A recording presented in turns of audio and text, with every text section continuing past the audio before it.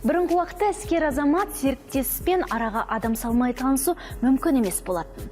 Бұл тіпті әдепсіздік саналған. Қазір жағдай мүлдем өзгеше, танысудың түрлі тәсілдері пайда болды.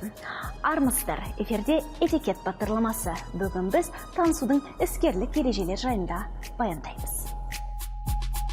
Сәлем сөздің анасы. Алдымен осыдан бастайық. Жұрт арасында сәлеметсіз бе деп амандасу кеңінен таралған. Ал қайырлы таң, қайырлы күн, қайырлы кеш деп айтуды ұйғарсаңыз, уақыттың сәйкес келуін ұмытпаңыз. Қайырлы таң деп сағат 7-ден 11-ге дейін айтады.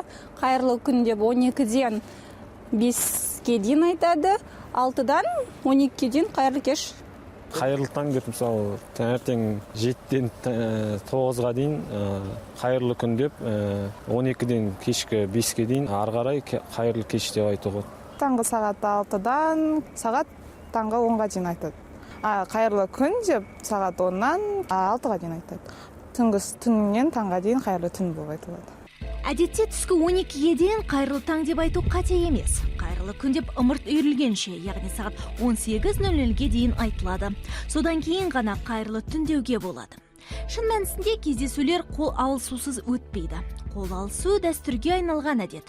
Көне салттың мағынасына үңілсек, адам оң қолын беру арқылы қолында қару-жарақтың жоқтығын білдіреді. Сізге өзге адам таныстырылса, онда сіз бірінші болып қолыңызды ұсынғаныңыз жөн. Әдептілік ережелері бойынша оң қолды берудің маңызы зор. Алайда түшкірген немесе жөтелген кезде оған жол берілмейді. Әйел адам сөмкесін сол иығына асуы керек. Шет немесе коктейль барысында сусын құйылған бокалды сол алақанға ұстаған жөн. Сонда оң қолыңыз амандасуға бос болады.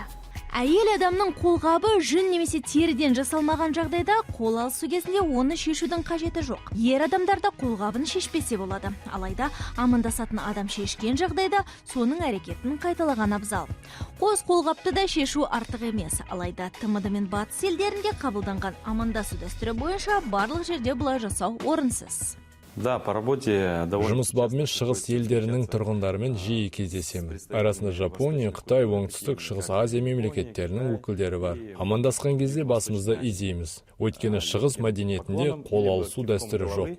Жеке өз басым қолымды бірінші болып бермеуге тырысамын. Егер өзі қолым созса, жауап қайтарамын. Танысудың ресми заңдылықтарына сәйкес ханымдарды бірінші болып ешқашан таныстырмайды. Керісінше, әйел адамға ер адам таныстырылады.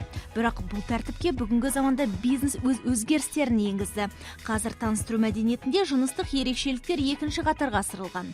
Адамның қызметтік дәрежесі алдыңғы орында. Для многих имеет значение имя. Көптеген адамдарға өзінің есімі аталған кездер ұнайды. Әркім атының кез келген тілде айтылғаны қалайды. Бұл туралы Дейл Карнеги жазған болатын. Бұл тұжырымдамаларды мен бизнес жүргізген кезде қолданып отырамын. Кездесулерде оппоненттің есімін жиі атап отырамын. Нәтижесінде ол менімен ашық сөйлесуге тырысады.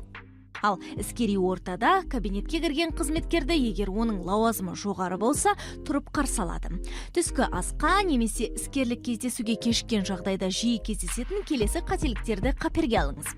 Алдымен өз достарыңызбен, бұрыннан білетін адамдармен саулық сұрасып, өзгелерді назарға алмаудан сақ болыңыз. Ондай жағдайда үйдің иесі немесе кездесуге ұйытқы болған адам сізді баршаға таныстырып, содан кейін барып осы орынға жайғастыру керек. Бывает случай, когда... Кейде мен